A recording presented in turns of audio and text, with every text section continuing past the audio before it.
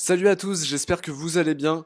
On se retrouve ce soir pour le débrief de Dijon-OM, match qui ne s'est pas très bien passé de notre côté, match nul 0-0 contre les 20e et donc lanterne rouge de la Ligue 1. Dijon, on va revenir dans ce débrief sur la performance des Marseillais, sur mon avis sur le match et sur les joueurs.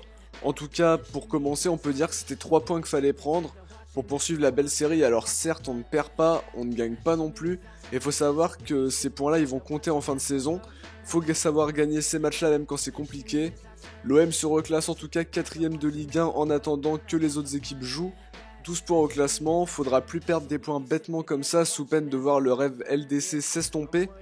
Avant de commencer cette vidéo, n'hésitez pas à vous abonner avec la petite cloche de notif pour ne rien louper de l'actualité de l'OM, à mettre un petit pouce bleu, on vise les 300 pour ce nouveau débrief, et aussi n'oubliez pas de nous donner votre top et votre flop marseillais de la soirée dans l'espace commentaire. On va commencer ce débrief avec les compositions d'équipe, Dijon en 4-2-3-1, avec Gomis au but, Mendy à gauche, Shafik à droite, la charnière Aguerre décollé Manga comme on l'avait prévu hier dans l'avant-match, un milieu à deux, Romain Amalfitano, Didier Ndong, devant Chouillard et sur l'aile gauche, Baldé sur l'aile droite, Brian Soumaré est placé en 10 juste derrière Julio Tavares, le seul attaquant. L'OM joue bien sûr en 4-3-3, aucune surprise, quelques absences en tout cas. Mandanda au but, Amavi à gauche, Sakai à droite qui fait son retour après sa blessure au mollet. Une charnière inédite, Chaleta Tsar, Lucas Perrin pour la première en pro du Minot. Strootman en 6 avec devant lui Lopez et Sanson. Germain aligné en ailier gauche, Sarr en ailier droit et Benedetto seul devant. Alors si on fait une petite analyse des statistiques, on comprend vite que l'OM n'a pas mis tous les ingrédients pour remporter ce match. Même si au fil du match, dans l'impact physique, l'OM arrivait à s'en sortir de mieux en mieux. Mais c'était pas le même engagement que dans le match contre Montpellier où le contenu était vraiment bon en globalité. Là, pendant la première mi-temps, quasiment aucun rythme côté marseillais. Le jeu était lent, les joueurs avaient du mal à se trouver. Quelques bonnes actions quand même, mais pas de réelle gravité pour les Dijonais. Dans les duels aériens, l'OM se fait bouffer pendant tout le match quasiment. Et ça, c'est un problème qu'on rencontre quand même souvent. Des actions, on en a eu. Une belle pour Perrin, qui est pas non plus un joueur formé pour être un tueur devant le but. Une belle action pour Benedetto aussi, mais le verrou n'a pas voulu céder et on n'a pas fait ce qu'il fallait. En plus, en domination pendant une bonne partie de la deuxième période pour Dijon, qui se provoque quand même quelques bonnes actions qui ont le vrai premier temps fort du match. 18 tirs dont 6 cadrés pour les Dijonais, 9 tirs dont seulement 2 cadrés pour les Marseillais. Un petit peu contre Montpellier, c'est trop peu pour espérer quelque chose et il faut vraiment soigner la finition parce qu'il y a des matchs ou des actions, t'en as pas non plus 100 dans le match. Une possession pourtant en faveur des Marseillais, 55% à 45%. Beaucoup de passes en retrait vers les gardiens, c'était pas un très beau match à voir, hein, le ballon a beaucoup tourné. La performance de l'OM ne l'était pas beaucoup plus. L'absence d'un Payet dans ce genre de match se fait ressentir, je parle pas de l'absence d'un Thauvin par exemple non plus. L'OM ça manquait de rythme, ça manquait de justesse technique. Du côté de Dijon, je pense que le match a été sérieux de leur part. Ils ont fait un plutôt bon match. L'OM a sous-joué dans ce match-là, je pense. Beaucoup de fautes aussi côté marseillais. 14 au compteur contre 9 pour les Dijonais. Parfois quand même sous pression dans leur moitié de terrain. Et aussi, il va falloir régler le petit problème de frustration parce que on prend beaucoup de cartons en fin de match, beaucoup de contestations. Et finalement, ça nous dessert plus qu'autre chose. On prend des jaunes, des jaunes, des jaunes. Et ça nous met dans la situation comme aujourd'hui. Avec des absents et devoir un petit peu bricoler, lancer un jeune du centre, etc.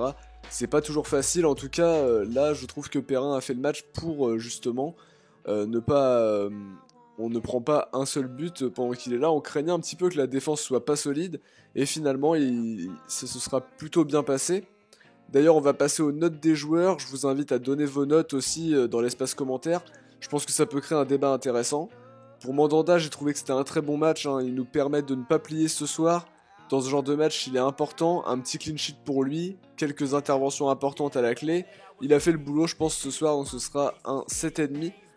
Pour Sakai, c'était un match un petit peu compliqué. Il a quand même tout donné, hein. Il a montré que c'était un guerrier, que ce soit dans les contacts qu'il est allé prendre, ou le fait qu'il soit sorti 2 fois sur blessure, qu'il soit revenu encore une fois.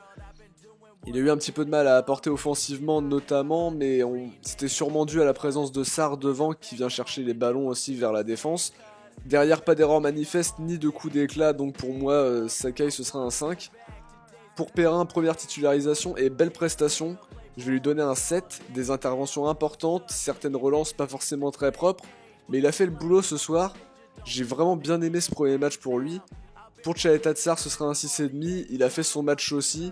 Peut-être un peu moins impressionnant que son collègue du soir. Pas d'erreur particulière, certaines interventions bien senties. Pour moi, je trouve que c'est plutôt bon signe. Il a vraiment envie de se battre pour sa place, puisque Alvaro c'est quand même considéré comme le titulaire au poste. Du côté d'Amavi, pas éclatant encore une fois, mais on peut pas dire que ce soit un match nullissime. Pas d'erreur ce soir. C'est un match plutôt moyen, on attend qu'il apporte aussi offensivement. Et qu'il soit quand même plus autoritaire dans ses interventions en arrêtant des fautes que je juge trop nombreuses. Il est souvent en retard et il prend des jaunes bêtement. Ce sera un 5 en tout cas pour lui ce soir. Du côté de Strootman, il apporte de l'équilibre à cette équipe dans un rôle de 6. Il fait un match sobre, un rôle quand même important au milieu pour réguler le jeu. Je l'ai trouvé intéressant et il perd pas de ballon et ça apporte cet impact physique qu'on voulait au milieu. Un petit peu lent parfois cependant. Du côté de Lopez, ce sera un 5. Il a bien commencé son match en étant très actif. Pour le reste du match, je l'ai senti couler un petit peu. Un match compliqué pour lui ce soir où il n'a pas su vraiment montrer toute l'étendue de son talent. Mais contre Montpellier, c'était très très bien.